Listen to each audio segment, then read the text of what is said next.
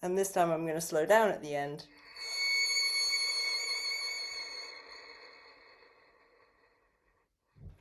So all of that is built into how we're singing the vibrato, how we're setting it in motion from that playing moment.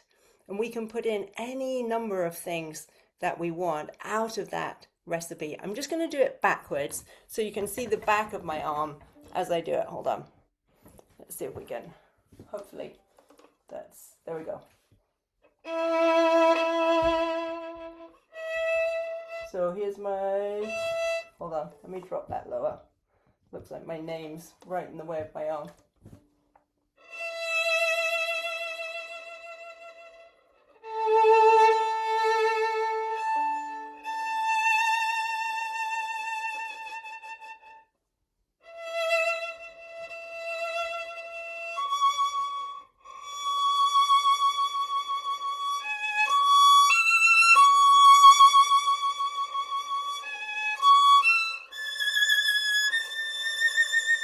Let's talk a little bit about what happens in these higher positions.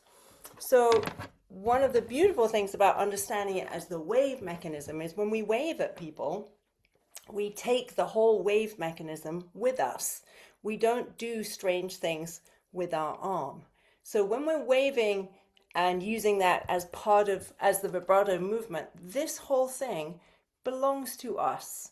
It doesn't matter where I am on the instrument. The oscillation is going to be belonging to my arm. That wave movement is mine, not a direction on the strings. It obviously has an effect on the strings, but understanding that it's the same movement wherever we're going and it belongs to us, not to the instrument, is tremendously helpful. All right, let's look at a totally different example. It can sound rather cosmetic to sort of plan it out this way, but once it's actually connected to that inner ear, the playing and the sustaining and the triggering is there as a recipe, we can actually be totally spontaneous because it's one recipe. We can do all these different things, but using one recipe. So let's take a little look at that Bartók example. Obviously, very different. So we've got fast stuff going on, little tiny notes. When we were talking about when the walking and then the standing, or the playing and the sustaining, we can sometimes think, oh, that's going to take too long to do that. But actually, we can do it very, very fast. So if we have, we've got,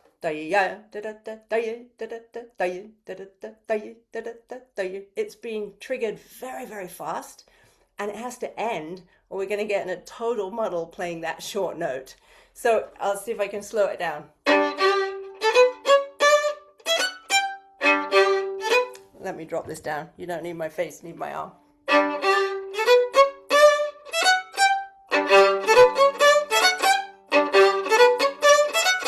And then when we get to these octaves, we can actually use the vibrato to help the bow, because the bow is going to have to cross to play that chord. So if we increase the vibrato in our inner ear on the second A octave, we can actually send the sound over the gap that the bow needs to make in order to cross the strings. So that gives us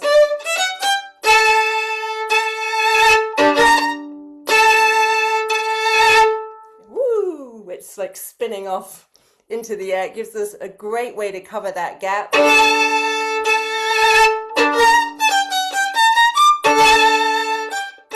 Here it is again, the small ones. I'm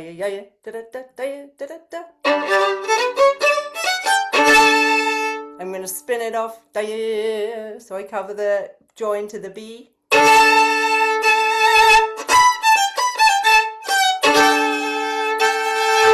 When we get to figure one, there's this fantastic Bartók moment where it's just like wailing. We want this wailing sound. And so we want this very fast vibrato, or it's one of the things we can do with it. Yada, yada, yada, dum, bum, bum. It's got that sort of wailing quality to it. So we can do that if we hear yada, yada, yada, yada. I'm just going to trigger a very fast vibrato.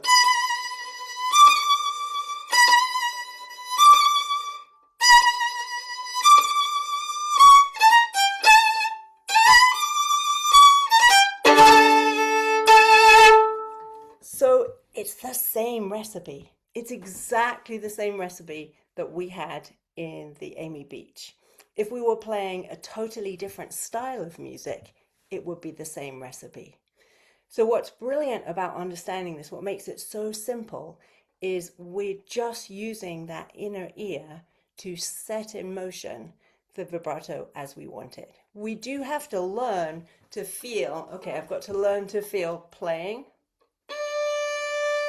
standing, playing and standing, playing and standing. That we have to learn that, and we have to take time to do that, and we have to also take time to feel the triggering of the oscillation in the arm and train our ear to hear the end of that. But once we've got that recipe, it's ready to go, and we can be beautifully spontaneous with that recipe. Great. Let's have a little look at just a few sort of other trouble spots. So Sally mentioned upper arm. I think thumb is a big one. You know, if we're obviously not going to get into holding the instrument, but if someone has a lot of pivoting off the thumb rather than this moving with us, that is obviously going to jam up the arm. If the fingers are pressing very hard into the string and don't understand, the arm doesn't understand where the point of sound is and then where that standing is, that's going to jam up the arm as well. Very common are dual muscular pull, coming from other fingers. So let's go right back to how we started. Nora started with this, so if everyone can just repeat this. Let's just disrupt this beautifully. Take your index finger and pull it away from the other fingers, and you immediately feel it all jam up.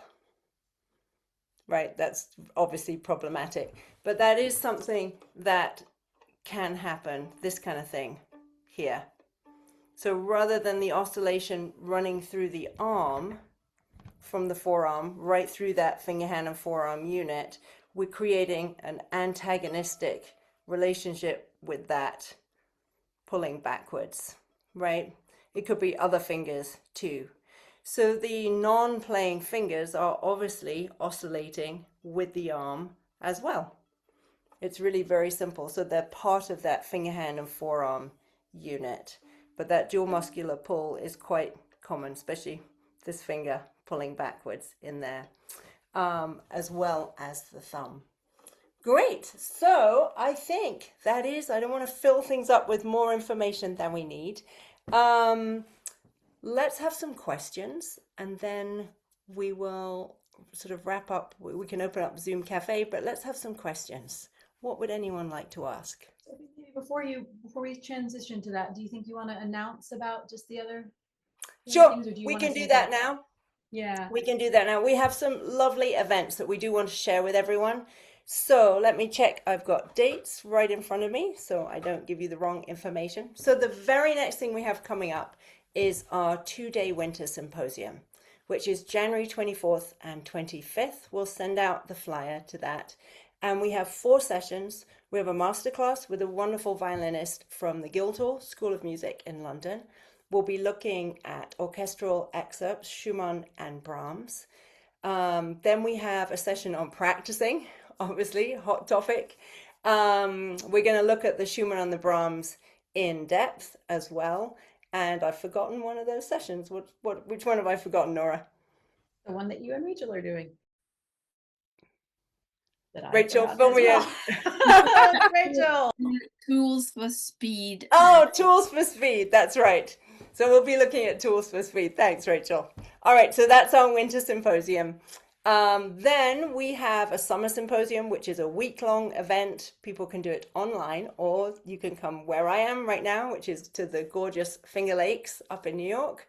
And it's a week-long event of sessions all day. We do core principle sessions at 3 different levels. We have special topics, we have master classes, we have a wonderful concert in our barn, and it really is a sort of stunningly rich week, as anyone, I think many of you have been to that. So that's coming up July 13th through the 18th. Then we have a pedagogy certificate. This is our second year of running this. So we have a cohort of players from all around the world who are engaging in this year-long course with us, which involves seminars, and we have mentorship, and we share videos, and it really is an amazing course that we run. So this is our second year, and we'll be taking in a new cohort for next year starting around April. So we'll share information for that. And the last new thing is we actually have a degree. We're launching a music education degree at the university where I teach at Marywood. There'll be the first year of this fall 2026, and there is actually the first track in string education, but healthy string teaching. So it'll be a till approach based course that you can specialize in. So that's all our offerings. We have a lot going on. So with that said, let's get into some questions. Let's do some nitty gritty. What would anyone like to ask? I have a question. Yes, so go for it. When we talk about like repeated notes with the same finger, how does that, are we still stopping and starting the same way with vibrato, or with bow changes, or even with not bow changes, like stopped bows? Does that change anything? Yeah, it's a really great question, actually. So if we took, we had that actually at the end of the beach, right? Yeah, we can. There has to be, let's give you a full answer to that. We talk about the interdependence of the two arms. So the left arm is telling the bow when to make the sound. We talk about it cueing the right arm. And the left arm does that by the moment it reaches its point of sound, which is that stepping moment that we've been talking about. It tells the bow in that moment to speak that note. So when we repeat a note, there has to be some tiny element of that re-speaking the note. And when I say tiny, it's, if I do it here, it would look like play the note and sustain, play the note and sustain. It's not this. You can actually, everyone can feel it with their feet. Even if you're sitting, just pick a foot and play the floor and then play it again. And you can feel, you just ease off it a little bit. And sometimes we call that re-arming a note, re-forearming a note. And what that does, though, is it just, first of all, it keeps the coordination between the two arms, but it means we can re-trigger the vibrato in that moment. Because otherwise, we're spinning this ball out for so long that it is really hard to do it. The lifespan sort of gets lost. You know, if I just try and keep this going, my bow feels lost, and the vibrato's like, I don't know why I'm just totally lost. I've lost all the sort of rhythmic organization, but here's the rearming.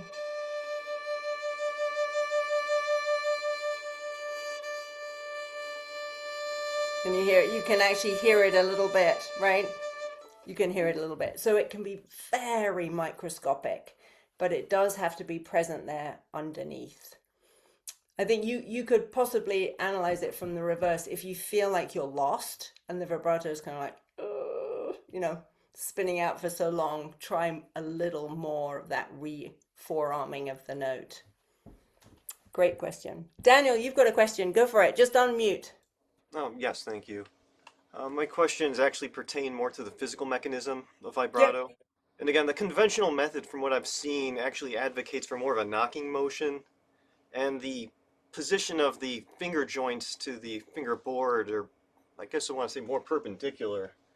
And it advocates almost for kind of a flexible joint at the finger. And again, it seems to allow the waving motion to transfer and not break any fulcrums. You actually kind of maintain a slight rigidity to the finger. Would that be accurate? But not this So flexible motion that people often advocate to exercise. not that. Okay. So did you say not that or that? I don't know. I No, just want to no, be clear. not that. Yes. Not that. Hmm. So if so Daniel, okay, let me see if I can shape an answer to your question. So in our tradition, Hmm. we are very, myself included, right? This is the common Yes. exercise, right? Within that one exercise, we have loaded up many of the 5 main causes of Hmm. tension, discomfort, and injury. So we've got a collapsed fulcrum, right? We've got a stretch in there. We've got an isolated arm. We've got a whole bunch of things going on, right? And the other problem with this is that when we're up here, I'm now at a totally different relationship to my strings. Yes, so it's very hard to do that even up here. So that's not a great plan for vibrato. Yeah, when we feel the oscillation, we usually try and feel it, like we tried to show today, in its sort of vague, where it's not so much attached to the playing moment. We're just feeling it as an oscillation. So I'm not trying to think play, play. I'm just feeling that sort of oscillation moment. And then we start to really trigger it from the playing moment. And usually, Daniel, that stimulates all of these joints to respond appropriately. So we're not trying to make anything respond. We're not sort of thinking about how much things are moving here. They are just going to be stimulated by the oscillation in the arm. So there's no individual thinking about these things, these little joints in here. If I start with this and narrow it down, they're going to do what they need to do. Can you see that? Hmm. Yeah. Does that sort of answer your question a little bit? Yes, I know. I mean, again, it gives a proper framework for implementing this physical Right. movement. And if you don't mind, I actually just have a brief follow-up in that regard. It almost Yeah. seems as if there's some sympathetic rotary movement from the forearm when one initiates that as well. Is that Yeah. it's sympathetic though, it's not intentionally implemented. Yeah. Well observed. A plus for observation, Daniel. Yes, you're dead Oh, thank right. you. Yeah, you're dead right. So yes, you know, we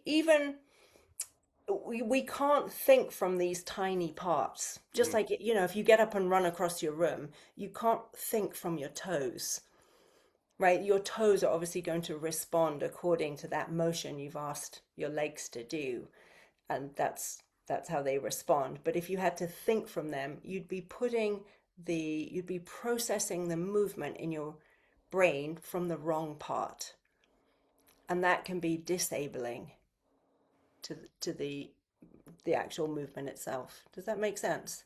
Yes, thank you. Yeah. Great. Great. All right. Is there time for one more question? Yes, please go for it. Can I ask Okay. something? Oh Yes. yeah, go for it. Can it be me? Kristen, go for it. Yes. Sorry, Look, Nick, you're next. look, Sophie, I'm having trouble to find a position where vibrato is enabled when the entire body of the instrument is in the way. So, like even third position G string, fourth finger. Um, I'm trying. I'm really actively trying to find a position. I know I need to address the shoulder area. I know I need to address the pull of the possible pull of the first finger, and even with all this going on in my head, I don't seem to be able to find a position that enables me to do this. Is there some like common troubleshooting that you can recommend? Yeah, sure. Kristen, so if I'm here, right, high up, so the first about here, yes, on my G string, the Yeah. first thing to check is does your forearm know exactly where the point of sound is? Because when we're high up on the instrument, especially on the G string, but also on the E string, we often don't know exactly where the pitch comes out. And therefore, we're deeper in that stepping moment than we actually need to be. So it would be like taking that step, you know, if I go down to my knees, it would be like I took a step and then stayed there. You know, my leg would start to ache pretty quickly, right? So the first thing I would really, really check is, do you know and can you feel, okay,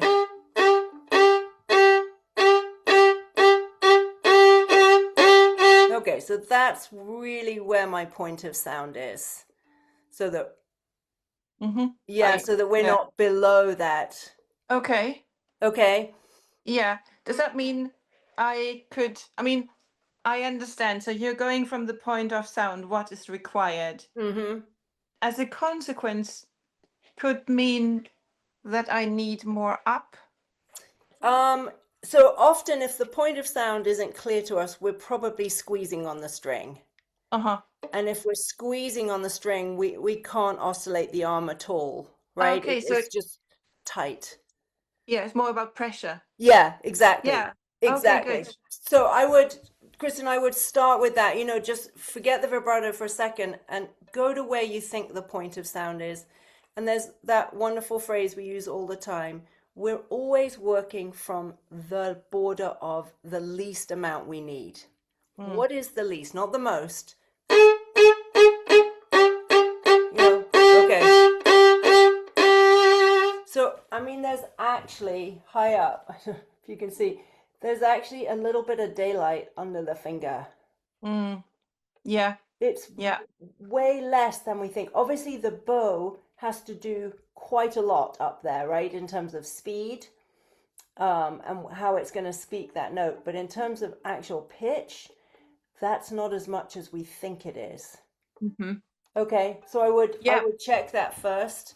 And then the other thing I would just have a little bit of a look at is, you know, the hand can obviously open here. Can you see how this is sort of opening up a little bit by the instrument? Yeah. What I can't do is hook this and push my fingers forward. Because that would be like trying to oscillate, like wave at someone with your thumb doing this. Can you feel? Yeah. So we have to sort of check, is the thumb being stretched backwards and therefore a tiny change? It could be, Kristen, it might be like one fingerprint ridge difference. So this would be a stretch, but this feels together. Okay. So we're not talking about necessarily some massive change. Yeah. Is it a finger, hand, and forearm unit with the thumb? Yeah. Or is the thumb hooked and then we're trying to oscillate forward? That'll also make the fingers press really hard. Okay. So that helps a lot. It's two more things to think about in the next concert. You got hours to think about them. Brilliant. Great, Nick. Thank you. You're welcome. Thanks for the presentation. Everybody's lovely.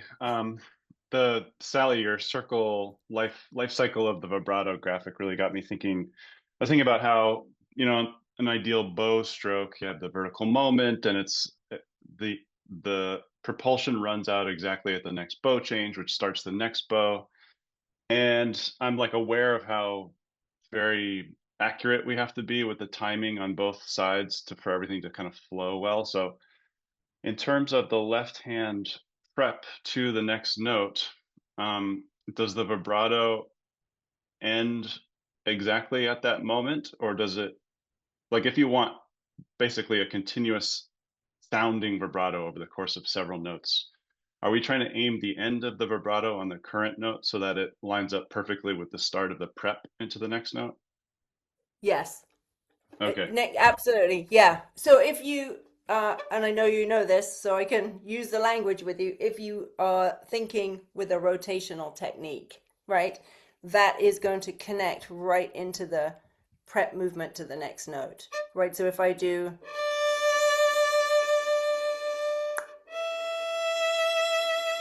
right, the end, it's almost inaudible, but you can, the last vibrato moment ends exactly where that prep moment begins. Got it. Okay, and one follow-up question, just if you're in a situation where, like, let's say there's 4 or 5 notes in a row where you really want a vigorous, large amount of vibrato. Does the vibrato, I have this image, I don't know if it's helpful, but like dropping a stone into the water and you see the ripples. And so the ripples decrease as the thing goes on. But if you want it to sound very like vibrato-y, does it in reality, does it still decrease or does it kind of just end Oh, I see. into the next note? So that's a great question. First of all, it doesn't have to decrease. In fact, it can do the exact opposite, right? Like in the Bartok, we can do, so the sound gets like thrown up into the air by that kind of spin. What can confuse us if we're doing that on multiple note is that the sound we're creating is going pretty fast upwards into the air, right? We're throwing the sound, if you like hitting a lob in tennis, it's going up into the air. But the arm itself isn't following that sound. My right arm and my left arm are not going up in the air with that sound. So I can move, I've already made that sound, I can be on the next note without getting tangled up. Let me see if I can show you. So it wouldn't be where everything sort of gets higher and higher and higher, but I'm already there. I'm already there, already there, already there.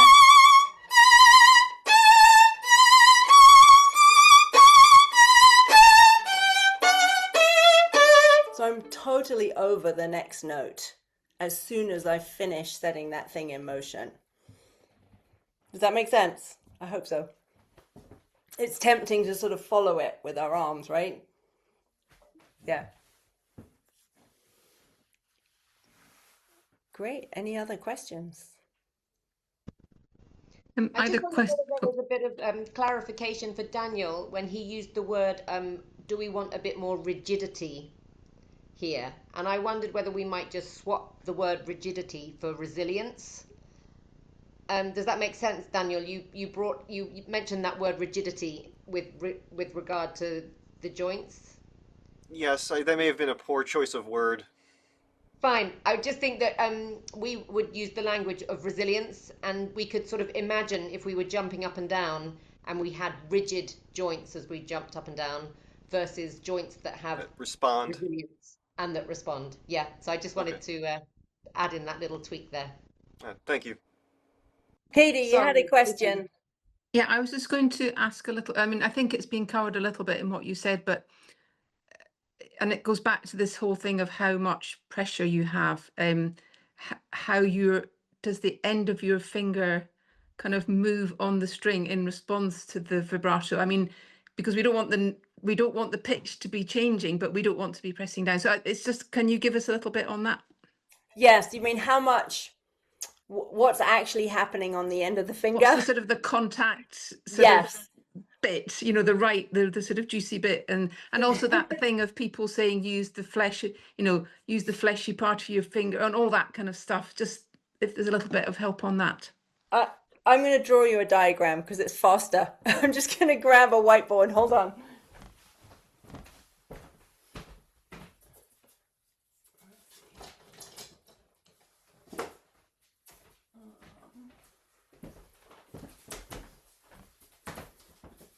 I haven't got any good jokes. This is the trusty tool. It's going to look like scribble. So, Katie, I think the first thing is, can we really conceive of the point of sound in a really clear way, right? So if this is a cross section of the string, yeah, in order to make pitch, the bottom of the string has to make just enough contact with the fingerboard in order to change the length of the string. But our finger is there. Just like when we wear shoes, we're inside the shoe, we're not on the floor, right? The bottom of the shoe is on the floor. So one of the first things to feel is actually what exactly is that moment. That point of sound is so crucial, because if we're beyond that, we are going to be jammed right into the string. And most of us are coming from the idea that playing is that. We feel like the finger's here, which makes everything very difficult. You know, that would be like stomping around for the day. So when we understand this, it's not that we lose that connection, but if you picture that oscillating above, you are going to see a certain variation of resonances kicked into action around that pitch. Can you sort of imagine that? And so we're not losing that point of sound, but we are kicking into action and decorating it with these other resonances around it by oscillating the arm. And that's really the way to think about it, right? So we're not doing this, we can feel that, and then we're kicking into action around that. These other is why we like the vibrato so much, right? We're stimulating this amazing cocktail mix of resonances that are just beautiful around the note. Does that help sort of visualize Yeah. what you're doing? Great. Yes. Great. Thanks. Great. Can I make a comment? Yes. I teach young kids, and starting them on vibrato. First of all, I find most of them, as you said, Sophie, they press too hard. And so what I do is they love to play a harmonic. So I'll have them play like in first position, this D harmonic, and then I tell them, okay, press a little bit till you get the real sound of the note D, not the octave, harmonic A. And then they realize they don't realize how little they have to press to get a real sound. So again, I start with the harmonic, and then as they press a little bit, they realize they don't really need to, as I tell them, don't make a dent in the fingerboard. So that kind of works for me and my students. Great. Thank you, Carol. I'm going to pass Sally. Do you want to share some of the things you do with the kids for point of sound? So, we've just done a seminar on this with our pedagogy certificate gang, and it was a great seminar. And what we do when we begin with our beginners is we just let them spend time feeling the strings, getting really used to the fact that they have a real springy, bouncy quality to them. And I've got a little boy who's a good player. He's 11 years old, and he's playing really, really nicely. And he's only just come to me, and we just spent a little bit of time touching the strings. And for a child that's spent a lot of time with his violin, he was absolutely surprised that his strings were so bouncy. He had no idea that that was the experience of the string. So we start by basically having a good time, really getting to know how the strings feel. And then we get the kids properly lying down on the floor and putting the string just so that they have their finger on the top of the string and the bottom of the string just touches the fingerboard. And they spend a lot of time sort of actually exploring that with their eyes. And then, as you say, Carol, that technique of going from harmonics to then finding the note, or you can sort of try any pitch it and go from fuzzy to focused, gives them that experience of what does the arm need to do in order to get pitch. And we really aim for no more than is necessary, because beyond the point of sound, there is no more pitch. You don't get anything more for the extra effort. Thanks, Sally. Any other questions? Anyone itching to ask something?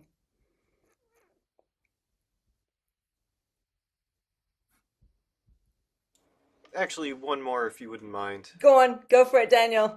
Okay, as mentioned, with the contact of the point of sound with one finger, would there be any difference in applying vibrato to a fifth? Well, that's a great question. All right, let me grab a pencil to show you. So when we play a fifth, obviously we've got a tiny piece of flesh on one string right there and a tiny piece of flesh on another string here. And the first thing we have to do is to actually locate the forearm to those specific pieces of flesh. Because what we tend to do is mush down into the middle, which actually means we're thinking we're sort of playing between two strings rather than actually locating these very small little bits of flesh. So once we've got those tiny bits of skin organized, right? See if I can, hold on, let me see, Danny, if I can put this at an angle. Can you see that a little bit under my finger? Yes. Yeah, so I've got this and this. Yeah, I can locate the forearm to those little bits of skin. So I'm really directing my forearm to a tiny place, and then I can oscillate them a little bit. It can't be as wide as being on one place. It just can't be. Sure. So if we really wanted to make that very expressive, we would probably leave one of the notes. You would play them together and ease off it, and then play, really express fully one of the notes. You know, you'd have to make a decision. What's most important here? Is it a singing top line, or is it maintaining that harmony throughout? We can't have all of those things quite together, but we can get some vibrato on there. Once we can really direct the forearm to those two specific bits of skin that are really making contact there. Okay. Great. That's very clarifying. Thank you. Yeah, fifths are really they're wonderful, but they are their own sort of little bit of their own toolbox, right? Sure. Yeah. And because of all the baggage, it's really important with fifths to check that you're only going as far as the point of sound, because it's really common that we're going beyond. Great question. I have a question. Is there time? Yeah. Yeah, I recall doing lessons and then rehabilitative lessons, and I think there's just sort of I would like to know about your, sorry, I'm to get the angle here, but the placement of the left hand, like does it go here? Like, you know, I see you're doing more of like a finger to thumb kind of contact, like if it would make a circle if in a sense. But I've seen other teachers sort of kind of advocating for more of the thumb along the side here, or maybe a higher up, but like the positioning of these elements seems to be very important. So I'm wondering what your perspective is on that. Great, Nisa, that is such a great question. All right, let me put a violin down and pick up an object. So the place to answer that is in your daily existence. So if you think of yourself in the kitchen or in the bathroom, first of all, do you ever think about where to put your thumb? No. It's a sort of ridiculous question, right? And if you tried to make dinner while you were planning on where to put your thumb, you wouldn't get very far. So the finger, hand, and forearm are, sorry, the finger and thumb unit are going to be moved by the forearm. And because they are opposable, they settle in a certain way around different objects. So if I hold a pencil, they settle around that. If I hold a glasses case, they settle around that. If I hold a wine bottle, they settle around that. So we're not finding we're not thinking of separate places. All places are open for being occupied by this unit. So depending on what you're playing, you might need to be here, right? If I really had to go into some double stop that put me there, can you see how much space I would need? And that would put my thumb there. If I had a prescribed place for my thumb, I wouldn't make it. Just like if you had a prescribed place for your salt cellar, you could try it. You would feel your brain jam up, right? So the most important thing is that we see the finger, hand, and forearm as a unit. They will touch all kinds of different stuff. So sometimes it really will touch this a lot, depending on what you're playing. Like for you on a viola, you know, if you're in that B flat, E flat land down here, you might well have a ton of contact with the neck here. But it's still a unit in your brain to itself. Otherwise, we get this kind of stretching, right where I'm sort of stuck on the neck there. So anywhere's fair game. The brain has to see that opposable thumb unit and move it around from the forearm. And therefore we're touching, oh, I'm way under the neck, I'm touching a lot of neck here, or whatever comes out from doing that. So we're sort of flipping the thinking around. I see. Does that make sense? Yeah. Yeah. It's a really, really important point is, how our brain processes movement.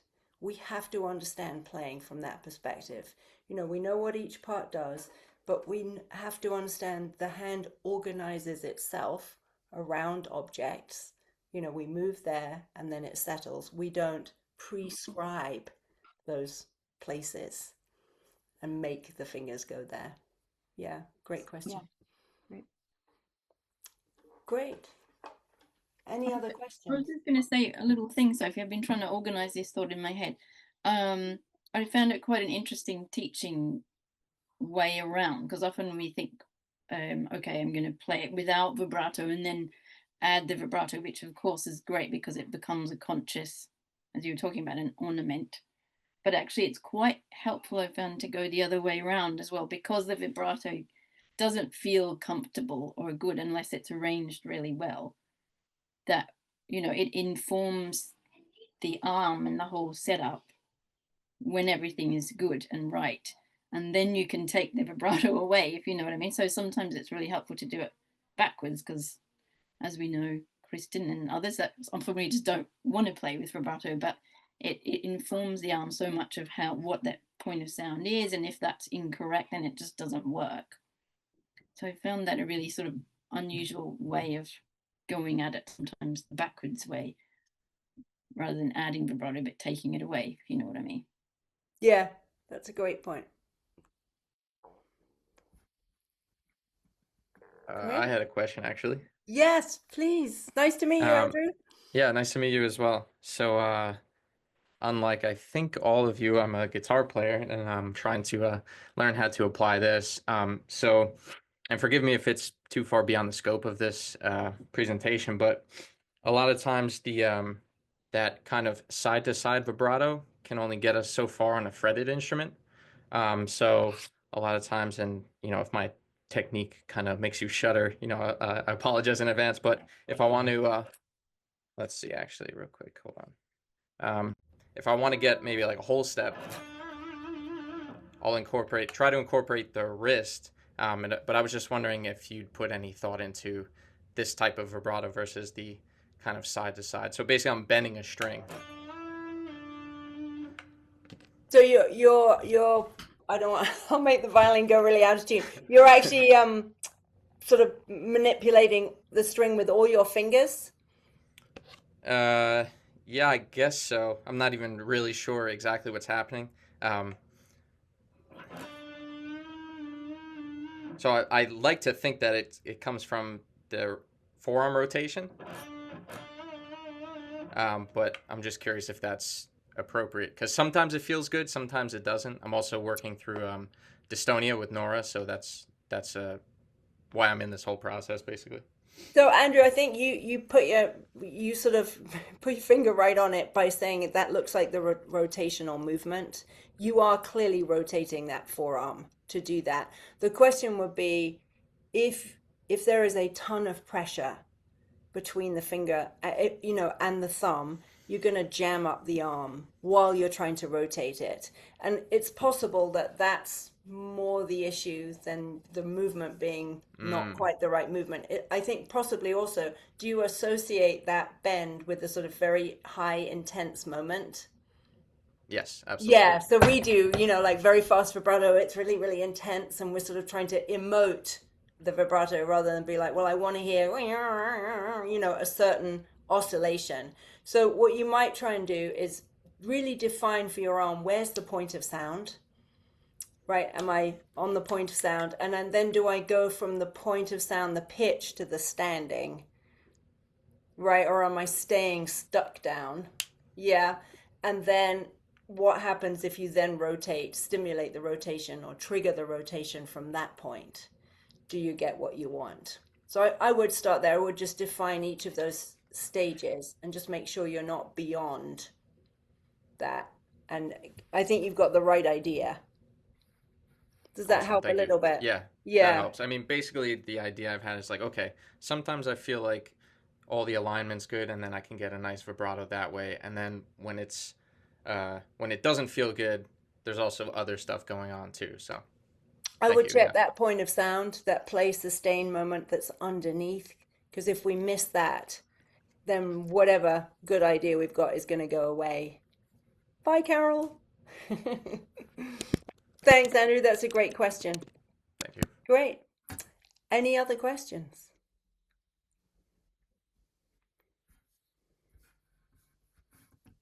All right.